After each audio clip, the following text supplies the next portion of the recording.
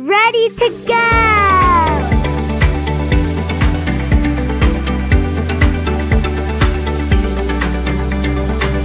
You're listening to By Land and by Sea, powered by the Maritime Professor. If you want maritime dominance, you have to start with cargo, right? Cargo is what drives the maritime system. It determines where the ships sail and whether fleets grow or disappear. So, my point is, commercial shipping has to be part of the strategy. We're going to talk a lot more about that today. Hi, welcome back to By Land and by Sea, an attorney breaking down the week in supply chain, presented by the Maritime Professor, me.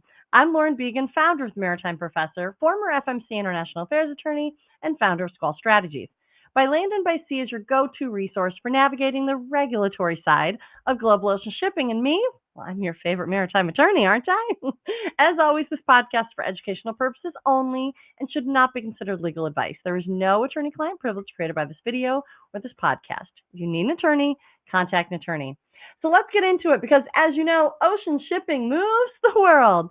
All right, well, let's jump right into it. I'd like to take us to our first segment. DC Circuit upholds FMC's rule on unreasonable refusal to deal. So let's start the week with the decision out of the U.S. Court of Appeals for the DC Circuit.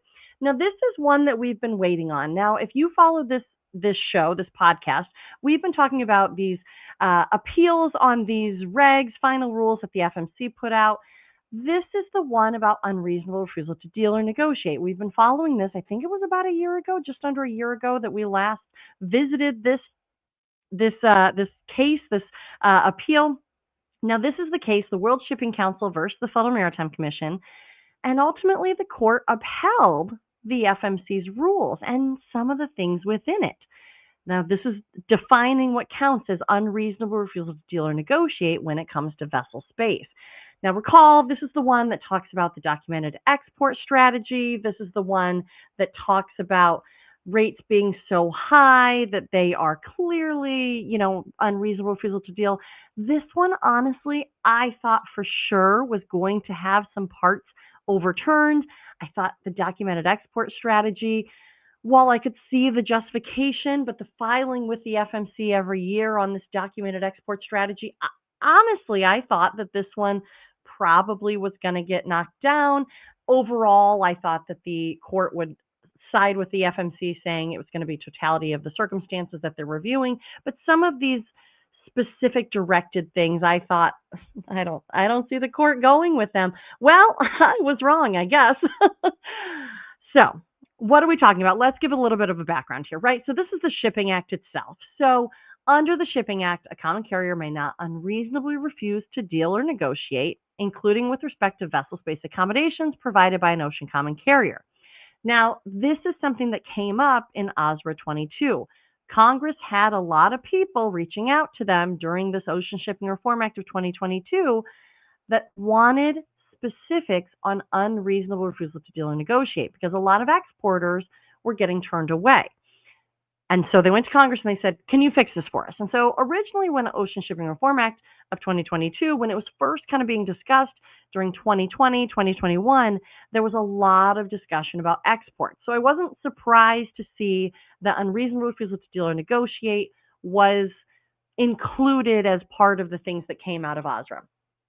One of the things that OSRA did, though, is it directed the FMC to write a rule actually defining what this unreasonable refusal to deal or negotiate means in practice. So they did. So they put it into a reg, right? So if it comes from Congress, it's a statute. Once the FMC gets a hold of it and translates it into a law, it becomes a regulation.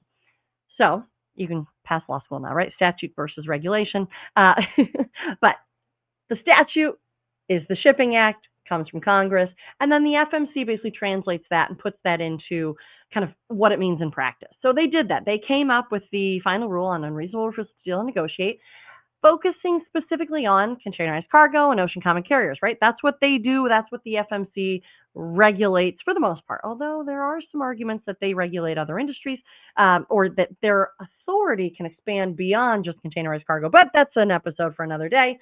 What we're talking about here is this unreasonable refusal to deal and negotiate with respect to liner trades, containerized cargo movement. So the rule lays out the elements of a claim and defines unreasonable as carrier conduct that unduly restricts the ability of shippers to meaningfully access ocean carriage services. Now, importantly, the FMC didn't make a bright line test, right? We often talk about that. The FMC doesn't necessarily make hard line pieces. They would rather work out the specifics in case law. So we've often seen them take the approach of a guardrails approach. I think that this one was no different, right? They said the rule provides factors that the FMC may consider when reviewing unreasonable refusal to deal or negotiate. So this is what they put in their final rule, right? They said that they consider whether the carrier followed a documented export policy, whether the carrier engaged in good faith negotiation, whether the refusal was based on legitimate transportation factors. Now, it was that documented export policy piece that I've often talked about when I would bring up this case. Under the final rule that the FMC put out, ocean carriers were required to file a written export policy with the FMC each year, describing how they handle U.S. export cargo. Now, I'm still not quite sure how it sits with me, but if the court said it was fine, the court said it was fine. But they have to file a written export policy annually and update it annually.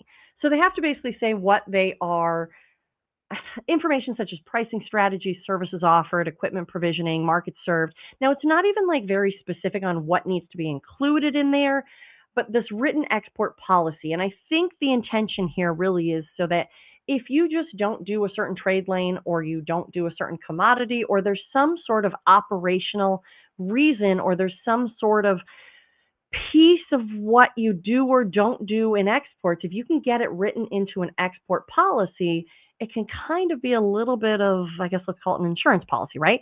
So that way, if you do refuse cargo for some reason, you could say, well, look, FMC, we put it in our export policy. This is just something we don't do. We don't service this particular commodity or we don't service this particular trade lane, whatever it is. Maybe we don't.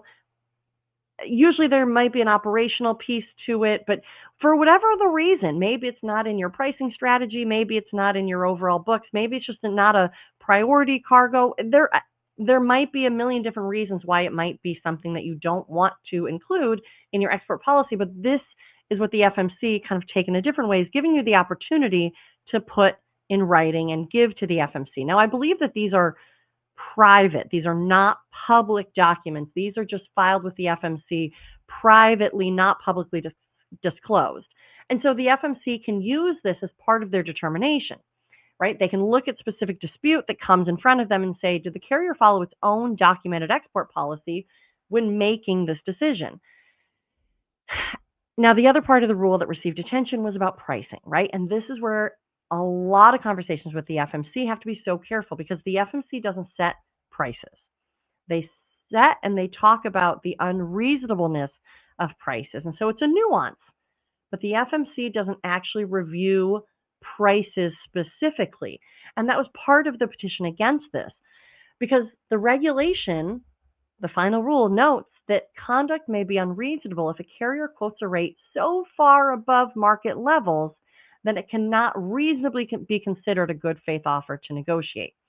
So if everybody else is offering $2,000 and somebody comes back with $2 million, we'll take it if you pay it.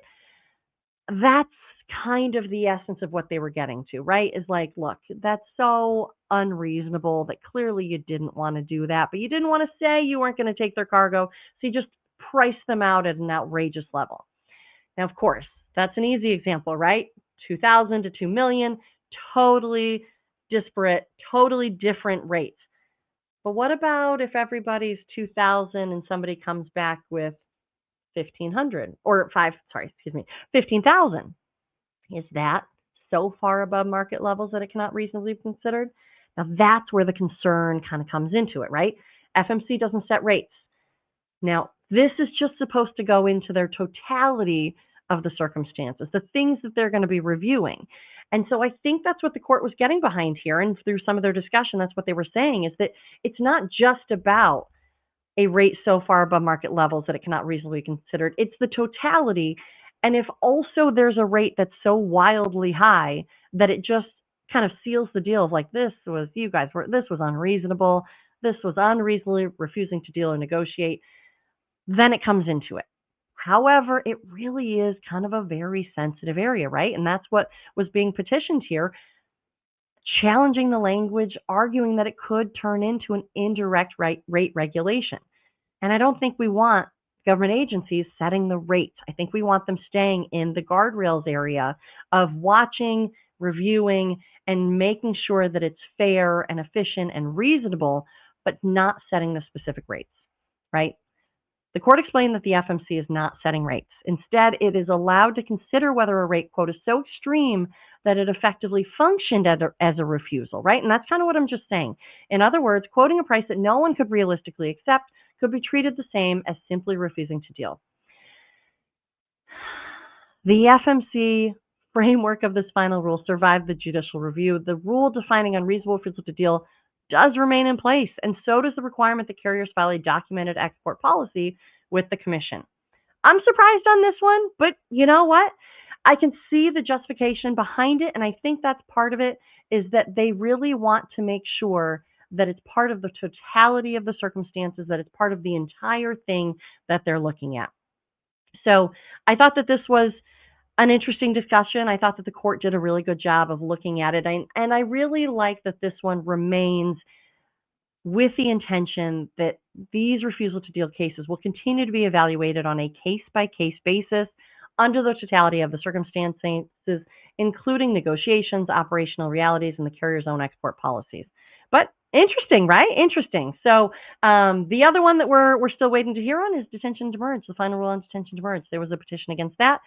Let's see what the court comes up with for that one. But for this unreasonable refusal to deal, the FMC, they came away with some W's here. But yeah, we'll see. Now let's see how it looks in case law. That's where we really get some specifics about how the FMC will be reviewing this. So stay tuned. All right, segment number 2. Now this one is a little bit outside of where I usually talk about. Well, I guess not so much. I've been talking a lot about the maritime dominance and, you know, the intention to have more of a robust maritime presence out of the U.S.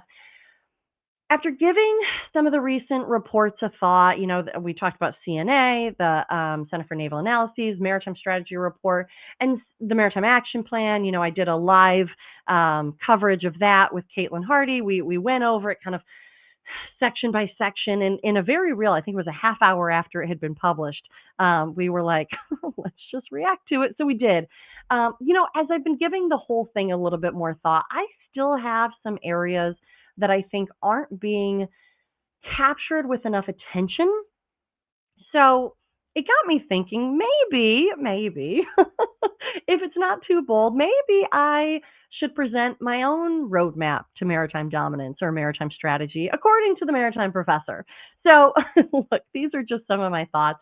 Who knows? Maybe I'll put these together into a detailed report just to add it to the conversation. Maybe it'll be the maritime strategy according to the maritime professor report, or I don't know. I was just kind of thinking about it this week. How do I get some of my thoughts out there beyond just this podcast, which I'm so appreciative for all of you who listen and stick with me on this. But look, if we're serious about maritime dominance, the conversation has to expand a bit, because so much of national maritime discussion is focused on military readiness, and it has to be, and that absolutely matters. And I do see a change in this administration and those who are leading on the maritime side with the intention of having commercial part of the conversation, but it's got to be throughout. It's got to be in all of our documents. It's got to be in the way that we all talk about it.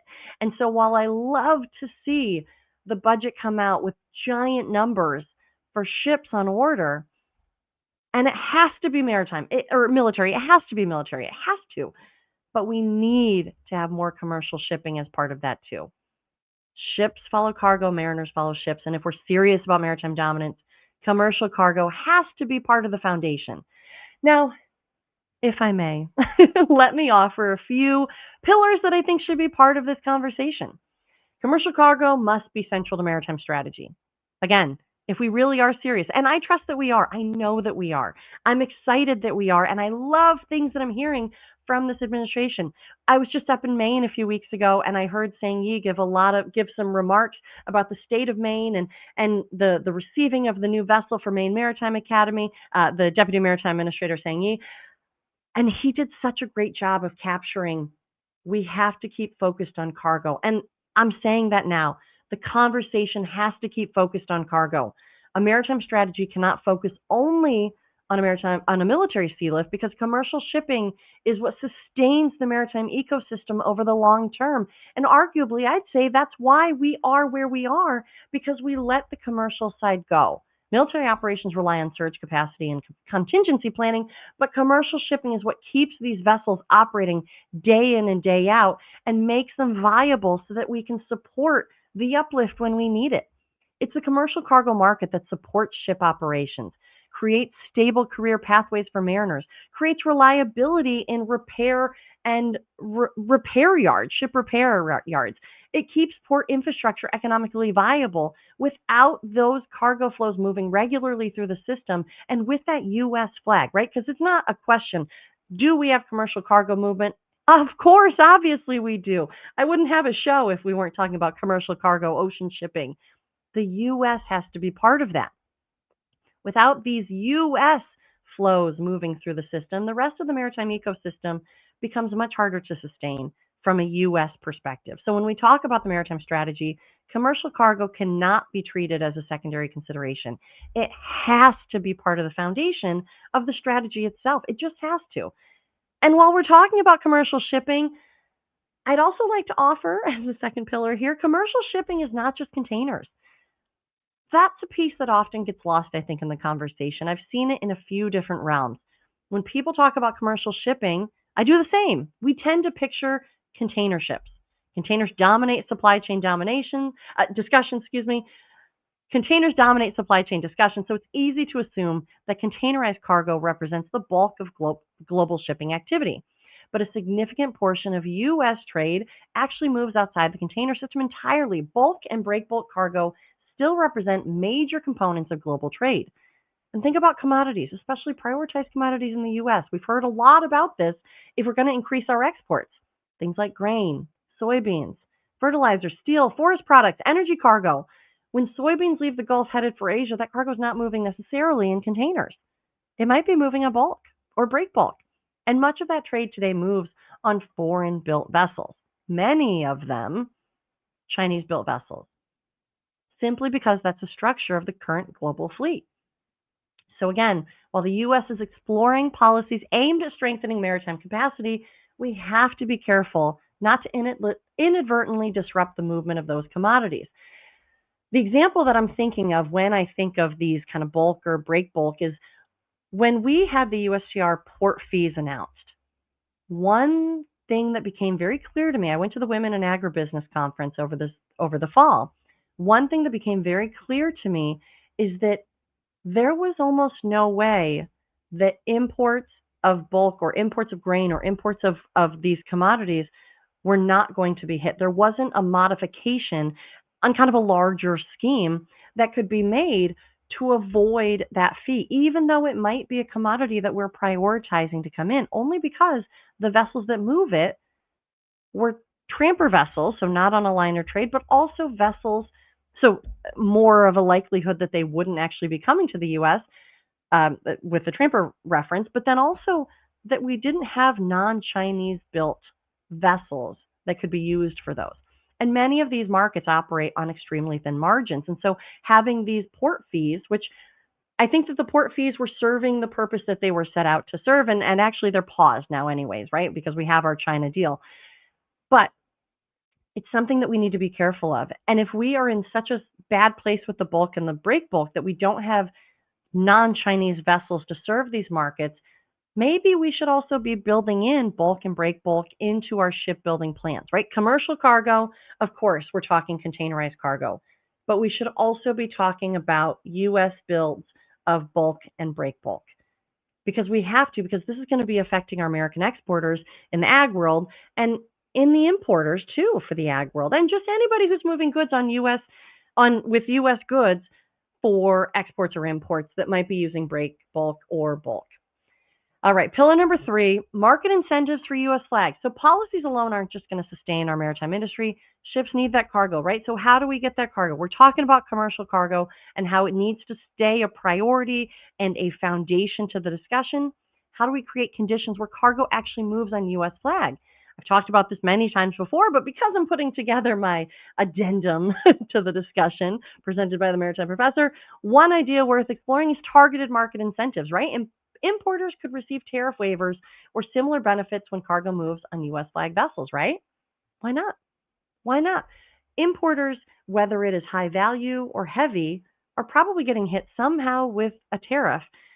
If you were to say we would waive that tariff or maybe even have a tax incentive, I bet you that the U.S. flag demand would go up. And maybe we're not quite ready for that, but I do think that it needs to stay part of the conversation, mostly because we don't have enough U.S. flags to serve that industry. But it might also be a good problem to have, right? We need to be making that market driver so that way we can have support of the U.S. flag system. Perhaps exporters could receive tax incentives or fee reductions when their cargo moves on U.S. flag vessels as well.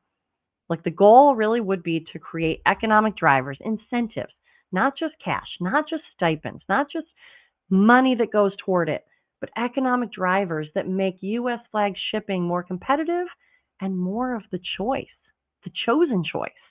Because if cargo begins moving consistently on U.S. flag vessels, that creates demand for ships, right? That's what I'm saying, right? We potentially would have a problem that we wouldn't have enough U.S. flag. What a wonderful market driver to get more vessels going. And if ships are sailing regularly, that supports stable employment for mariners as well. And maybe we have some kind of gap insurance, right? Gap coverage. Maybe we even negotiate, and this is something that I liked coming out of the Center for Naval Analysis report, that maybe we find a way, they had it in respect of if we needed to uplift on vessels, maybe we work with partner countries and have kind of a contingency agreement with partner countries. I'm going to take that a step further. Maybe we have contingency agreements with private ocean carriers. So that way, if we did do incentives for cargo to move on U.S. flags, we could actually perhaps uplift and maybe there was an incentive to bring U.S. flag or reflag some of the vessels into U.S. flag. There are probably ways that we could have vessels that are out there be brought over. Well, also I want to be very careful here because I'm not suggesting that we totally abandon Jones Act because right now there is some sensitivity there and I totally understand. But if we need more vessels, right? They don't just get built in a day. If we need something to hold us over, we just need a fleet, right? We need a much larger fleet than what we have. And so I think it's going to be chicken or the egg for a few different things, for mariners, for cargo, for the actual vessels themselves, and also for the port's ability to handle all of this. But I'll get to that in a minute. My next pillar is shipbuilding realism. Rebuilding the U.S. shipbuilding base is clearly part of the maritime strategy, but it's also important to recognize the scale of what that would require, right? Programs like the Small Shipyard Grant Program are helpful. They are helpful, but the scale of those programs is actually nowhere near what's necessary to rebuild large-scale commercial shipbuilding capacity, even at small shipyards. Shipbuilding is an industrial effort measured in years and decades, which means maritime strategy may need to consider more large injections into the Small Shipyard Grant Program, higher dollar amounts that go out to the Shipyard Grant Program, so that these small shipyards, these smaller shipyards, can actually make the investments, this infrastructure improvements that they need to be able to answer the call that the new wave of maritime is requesting, right? Fleet expansion. We need these domestic shipbuilding capacities to grow, and we need it from all angles, right? All shipyard grants, but also these small shipyard grants. I think that they need to be increased. Now, again, these are all just food for thought pieces. Instead of just piecemeal bringing them up, I thought I might just take the opportunity to list out a few of my top. Now, I only have about one more, I think it's one more to talk about here, but bear with me here. I hope that these are helpful just for discussion's sake, right? The last one I brought up many times, and this I would say is a workforce pathway for boomerang mariners. That's kind of what I've been calling it, right? Mariner workforce. There's a group of people that I think kind of fall into this almost boomerang mariner category. Individuals that went to sea earlier in their careers, right? They loved it. They sought it out in their early 20s. They went out to sea. They loved the adventure. They made oodles of cash. And then maybe they start having families, right? They're in their late 20s, they're in their early 30s, and they decide, I don't want to be gone for 6, 9, 10, 12 months a year. I don't want to miss these moments. So they try to come back to shore. And maybe when they come back to shore, maybe they're a little kind of mad that they had to make that decision. They had to totally change their life and their career and what they thought they were going to do. So maybe they don't renew their license because they think, I'm not going back out there.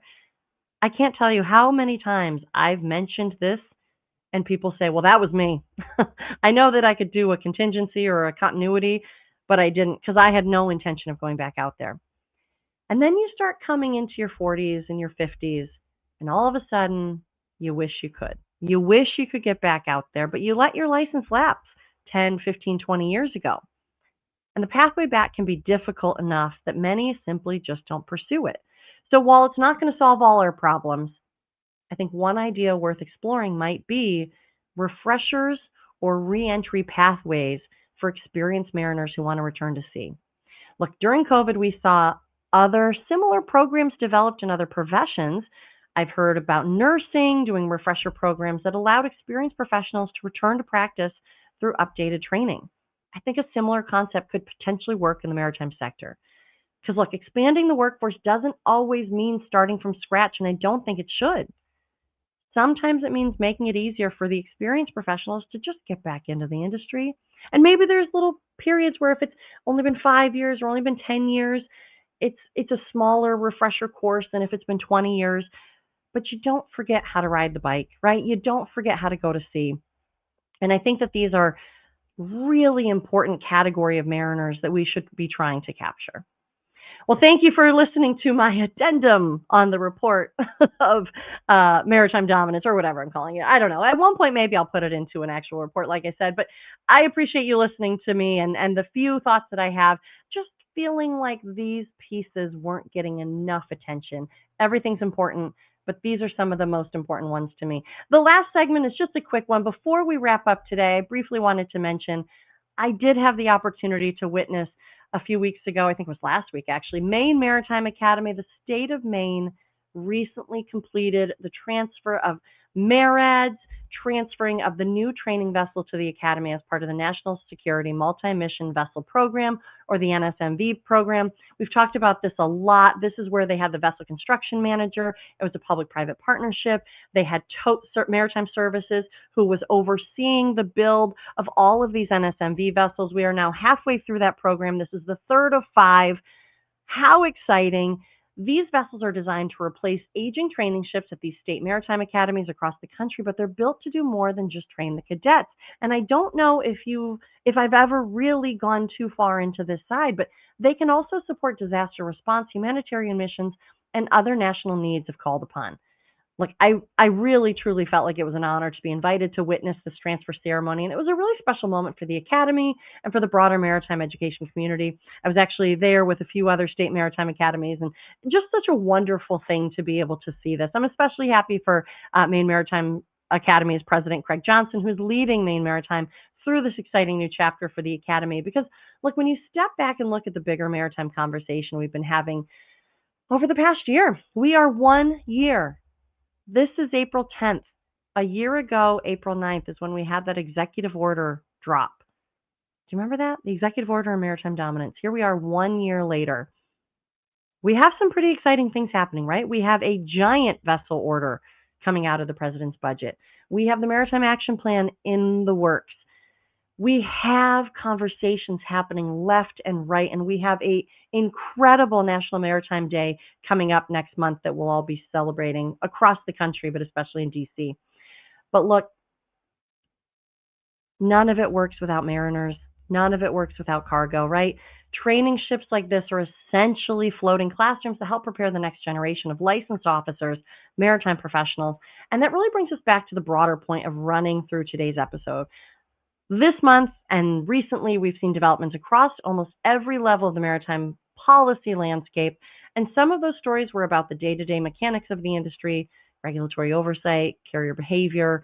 Some of these cases that we've been going through, and others are about the longer term questions, which is something we've been talking a little bit more about throughout the past year. We're in a once in a lifetime opportunity here to be talking more about how we get our shipbuilding in order, how we get our workforce in order, how we get our cargo policy in order, and how the future of U.S. maritime capability shakes out.